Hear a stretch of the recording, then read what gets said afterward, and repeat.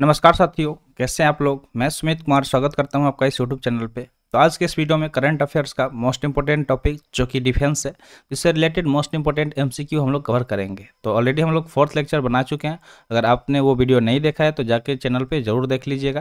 चलिए आगे हम लोग शुरू करते हैं। तो अगर आप किसी भी कम्पिटिटिव एग्जाम का प्रिपरेशन करते हैं like NDA, CDS, AFCAT, SSC, UPSC, तो ये वीडियो आपके लिए काफ़ी ज़्यादा हेल्पफुल रहेगी। वीडियो को लास्ट तक जरूर देखिएगा और उसमें बीच बीच में हम आपसे क्वेश्चन भी पूछते हैं तो उसका आंसर भी साथ में देते चलिएगा। तो चलिए शुरू करते हैं, देखते हैं क्वेश्चन। ऑलरेडी हम लोग 40 क्वेश्चन डिस्कस कर चुके हैं पिछले वाले लेक्चर में, तो यहाँ हम लोग 41 से कंटिन्यू करेंगे। क्वेश्चन है कि whose forthcoming memoir is title 4 stars of destiny. तो कहा जा रहा है कि किसका जो फोर्थ कमिंग मेमोयर है, ठीक है, जिसका नाम क्या है, मेमोयर, एक फोर्थ कमिंग मेमोयर है जिसका टाइटल है 4 स्टार्स ऑफ डेस्टिनी। तो 4 स्टार्स ऑफ डेस्टिनी उसका टाइटल है। दिया गया ऑप्शन है admiral Karambir Singh, option B है air chief marshal RKS Bhadauria, option C है जनरल MM नरवणे और ऑप्शन डी है लेफ्टिनेंट जनरल राजेंद्र सिंह। तो इसमें से करेक्ट आंसर चूज करना है कि ये फोर्थकमिंग मेमोयर जो है जिसका टाइटल क्या है 4 स्टार्स ऑफ डेस्टिनी, ये किसका है।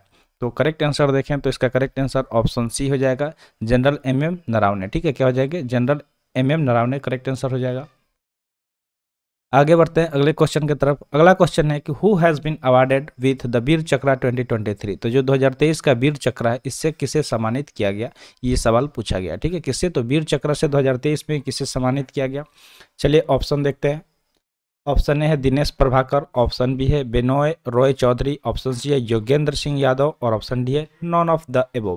तो इसमें से हमें करेक्ट आंसर चूज करना है कि किन्हें वीर चक्र 2023 से सम्मानित किया गया। इसका सही उत्तर ऑप्शन बी हो जाएगा, बेनोय रॉय चौधरी। कौन हो जाएंगे, बेनोय रॉय चौधरी, जिन्हें वीर चक्र 2023 से सम्मानित किया गया। तो करेक्ट आंसर ऑप्शन बी हो जाएगा। आगे नेक्स्ट क्वेश्चन देखते हैं। नेक्स्ट क्वेश्चन है कि what is the objective of Japan optical 8 satellite launch by the H2A rocket. ठीक है, तो यहाँ पे एक जापान का ऑप्टिकल 8 सैटेलाइट के बारे में पूछा जा रहा है। ठीक है, जापान का ऑप्टिकल 8 सैटेलाइट के बारे में पूछा जा रहा है जिसको लॉन्च किया गया था, जिसका नाम है रॉकेट का क्या नाम है, तो H2A रॉकेट। ठीक है, किसके द्वारा लॉन्च किया गया था, H2A रॉकेट द्वारा लॉन्च किया गया था। इसके ऑब्जेक्टिव यानी कि इसके उद्देश्य के बारे में कि किस पर्पज से इसे लॉन्च किया गया था, ये सवाल पूछा जा रहा है। तो चलिए ऑप्शन देखते हैं। Option A intelligence gathering for national security, option B है स्पेस एक्सप्लोरेशन, ऑप्शन सी है वेदर फोरकास्टिंग और ऑप्शन डी है सैटेलाइट इंटरनेट सर्विस। तो इसमें से किस पर इसका ऑब्जेक्टिव क्या है, जापान का जो ऑप्टिकल 8 सैटेलाइट है जिसे H2A रॉकेट द्वारा लॉन्च किया गया था। तो करेक्ट आंसर इसका ऑप्शन ए हो जाएगा, intelligence gathering for national security. तो नेशनल सिक्योरिटी को लेके जो इंटेलिजेंस है उसको गैदरिंग करने के लिए ऑप्टिकल 8 सैटेलाइट लॉन्च किया गया। किस रॉकेट के द्वारा किया गया, तो H2A रॉकेट द्वारा किया गया। तो इसका मेन यहाँ पे ऑब्जेक्टिव ही आपसे पूछा गया था। नेक्स्ट क्वेश्चन देखते हैं। अगला क्वेश्चन दिया गया कि which one of the following describes about AN-32 aircraft. ठीक है, तो यहाँ पे AN-32 एयरक्राफ्ट के बारे में पूछा जा रहा है। किसके बारे में, तो AN-32 एयरक्राफ्ट के बारे में पूछा जा रहा है कि निम्न में से कौन सा चीज़ जो उसको अच्छे से डिस्क्राइब करता है। तो चलिए ऑप्शन देखते हैं। ऑप्शन है फ्रेंच हाइपरसोनिक एयरप्लेन, यानी कि जो AN-32 एयरक्राफ्ट है ये फ्रेंच का हाइपरसोनिक एयरप्लेन है, या फिर Soviet origin military transport aircraft है। ऑप्शन सी में दिया गया कि Indian origin military transport aircraft है और ऑप्शन डी है Chinese search and rescue airplane है। तो इसमें से करेक्ट आंसर चूज करना है कि जो AN-32 एयरक्राफ्ट है वो कौन सा है। तो करेक्ट आंसर इसका क्या हो जाएगा, ऑप्शन बी हो जाएगा, Soviet origin military transport aircraft है। ठीक है, जो AN-32 है एयरक्राफ्ट है वो क्या है, Soviet origin military transport aircraft है। तो यानी कि सोवियत में बनाया गया ये एक मिलिट्री ट्रांसपोर्ट एयरक्राफ्ट है जो क्या करता है, मिलिट्री फोर्सेस को एक जगह से दूसरी जगह ले जाने का काम करता है।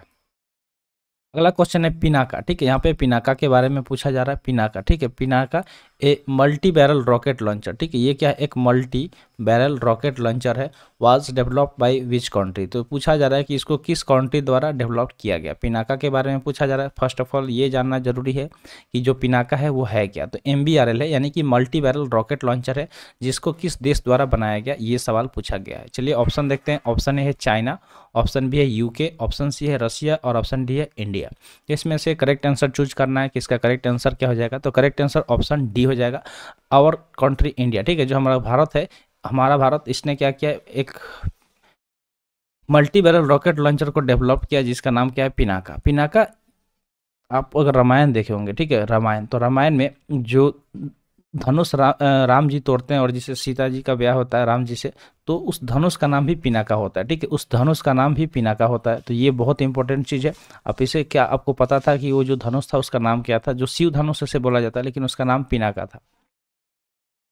तो इसका नाम भी पिनाका रखा गया है, जो एक मल्टी बैरल रॉकेट लॉन्चर है जिसे इंडिया द्वारा बनाया गया है। चलिए आगे बढ़ते हैं अगले क्वेश्चन की तरफ। अगला क्वेश्चन है कि recently which institute has collaborated with munitions India limited to create the nation's first domestically designed 155 smart ammunition. तो कहा जा रहा है कि हाल ही में कौन सा संस्था है जो कोलैबोरेट करेगा किसके साथ? म्यूनिसन इंडिया के साथ, म्यूनिसन इंडिया के लिमिटेड के साथ, ताकि वो बना सके भारत का पहला डोमेस्टिकली डिजाइन 150 स्मार्ट एम्यूनिशन को। तो चलिए यहाँ पे देखते हैं ऑप्शन दिया गया। ऑप्शन ए है IIT कानपुर, ऑप्शन बी है IIT मद्रास, ऑप्शन सी है IIT दिल्ली और ऑप्शन डी है IIT बॉम्बे। तो इसमें से करेक्ट आंसर चूज करना है कि कौन सा इंस्टीट्यूट कोलैबोरेट करेगा म्यूनिसन इंडिया लिमिटेड के साथ, ताकि वो भारत का पहला डोमेस्टिकली डिजाइन 155 स्मार्ट एम्यूनिशन को बना सके, ठीक है। तो करेक्ट आंसर इसका क्या हो जाएगा? ऑप्शन बी हो जाएगा IIT मद्रास, ठीक है, IIT मद्रास। अगला सवाल है कि where was a new defence system precision approach radar inaugurated. तो कहा जा रहा है कि कहाँ पे एक नया डिफेंस सिस्टम जिसका नाम क्या है? प्रेसिजन अप्रोच रडार, ठीक है, प्रेसिजन अप्रोच रडार जिसका उद्घाटन किया गया, कहाँ पे किया गया ये पूछा जा रहा है। ये क्या है? एक नया डिफेंस सिस्टम है। तो चलिए ऑप्शन देखते हैं। ऑप्शन है Andaman and Nicobar island, option B है केरला, ऑप्शन सी है लक्षद्वीप और ऑप्शन डी है चेन्नई। तो इसमें से करेक्ट आंसर देखें कि, तो करेक्ट आंसर इसका क्या हो जाएगा? ऑप्शन ए हो जाएगा, अंडमान एंड निकोबार आइलैंड, ठीक है। वहाँ पे एक नया डिफेंस सिस्टम जिसका नाम है प्रेसिजन अप्रोच रडार जिसका उद्घाटन किया गया, कहाँ पे? तो अंडमान एंड निकोबार आइलैंड में। अगला क्वेश्चन है what is the primary role of the Chinook CH-47F helicopter recently seen in the news. तो ठीक है, यहाँ पे जो चिनूक है, जिस चिनूक CH-47F हेलीकॉप्टर, इसके बारे में पूछा जा रहा है, जिसको हाल ही में न्यूज़ में देखा गया था। तो इसका रोल क्या है? प्राइमरी रोल क्या है? ठीक है, मेन इसका रोल क्या है? मुख्य उद्देश्य इसका क्या है? इसके बारे में पूछा जा रहा है। किसके बारे में? चिनूक CH-47F हेलीकॉप्टर है, इसके बारे में। तो ऑप्शन देखते हैं। ऑप्शन है attack and arm reconnaissance, option B है search and rescue, option C है मेडिकल इवैक्यूएशन और ऑप्शन डी है heavy troop and supply transport. तो इसमें से करेक्ट आंसर चूज करना है कि चिनूक हेलीकॉप्टर का क्या रोल है, वो क्या काम कर, उसके मेन मतलब किस मकसद से रखा गया। तो करेक्ट आंसर ऑप्शन डी हो जाएगा, heavy troop and supply transport, ठीक है, heavy troop and supply transport, यानी कि अगर ट्रांसपोर्ट को सप्लाई करना जो हेवी हो तो उसके लिए इसका इस्तेमाल किया जाता है। आप देखे होंगे कुछ इस तरह से चिनूक है, ठीक है, देखने में कुछ इस तरह से चिनूक है, बता दे रहे हैं। यहाँ पे इसके फैन लगा हुआ है, ठीक है, यहाँ पे फैन है और यहाँ पे भी इस तरह से फैन लगा हुआ है। चिनूक हेलीकॉप्टर कुछ इस तरह से है, ठीक है, इस तरह से चिनूक हेलीकॉप्टर है, जिसका मेन मकसद क्या है कि ये हेवी ट्रूप और सप्लाई ट्रांसपोर्ट कर सके। अगला सवाल है recently Hindustan Aeronautics Limited collaborated with which organisation for the upgrade of Sukhoi fighter jet fleet, ठीक है। तो यहाँ पे कहा जा रहा है कि जो HAL है, जिसको हम लोग बोलते हैं हिंदुस्तान एरोनॉटिक्स लिमिटेड, तो वो कहा जा रहा है कि किस ऑर्गेनाइजेशन, किस संस्था के साथ मिलकर अपग्रेड करेगा जो सुकोई फाइटर जेट फ्लीट है उसको। तो सुकोई फाइटर जेट फ्लीट को अपग्रेड करने के लिए HAL यानी कि हिंदुस्तान एरोनॉटिक लिमिटेड किसके साथ मिलकर काम करेगा। तो इसका करेक्ट आंसर देखते हैं। ऑप्शन ए दिया गया DRDO, ऑप्शन बी है इसरो, ऑप्शन सी है यूनेस्को और ऑप्शन डी है CSIR। तो इसमें से चूज करना है correct answer. Correct answer option A हो जाएगा, ठीक है, DRDO प्लस HAL यानी कि हिंदुस्तान एरोनॉटिक लिमिटेड दोनों मिलकर क्या करेंगे? अपग्रेड करेंगे किसको? तो सुकोई फाइटर जेट फ्लीट को। नेक्स्ट और आज के सेशन का लास्ट और इस टॉपिक का भी लास्ट क्वेश्चन है। क्वेश्चन क्या कह रहा है कि Indian air force recently signed an agreement with which agency for the purpose of integration of future weapons and sensor for Tejas. तो कहा जा रहा है कि जो इंडियन एयरफोर्स है, ठीक है, भारतीय वायुसेना, उसने हाल ही में साइन किया है एक एग्रीमेंट को। तो किस एजेंसी के साथ साइन किया है और पर्पस उसका क्या है? कि इंटीग्रेट कर सके फ्यूचर वेपन्स और सेंसर किसके लिए? तेजस के लिए। तो चलिए ऑप्शन देखते हैं। ऑप्शन दिया गया, ऑप्शन ए है ADA यानी कि aeronautical development agency, option B है defence cyber agency, option C है aviation research centre, option D है defence advance research project agency. तो इसमें से करेक्ट आंसर चूज करना है कि जो इंडियन एयरफोर्स है वो एग्रीमेंट किस एजेंसी के साथ साइन किया है और पर्पस उसका क्या है। तो पर्पस तो उसका इंटीग्रेशन ऑफ फ्यूचर वेपन्स, यानी कि जो फ्यूचर वेपन है उसको इंटीग्रेट किया जा सके, और किसके लिए? तो जो तेजस है और उसके सेंसर को मतलब क्या किया जा सके? इंटीग्रेट किया जा सके। तो करेक्ट आंसर इसका हो जाएगा ऑप्शन ए, ठीक है, एरोनॉटिकल डेवलपमेंट एजेंसी, जिसको हम लोग अदा बोलते हैं, ADA।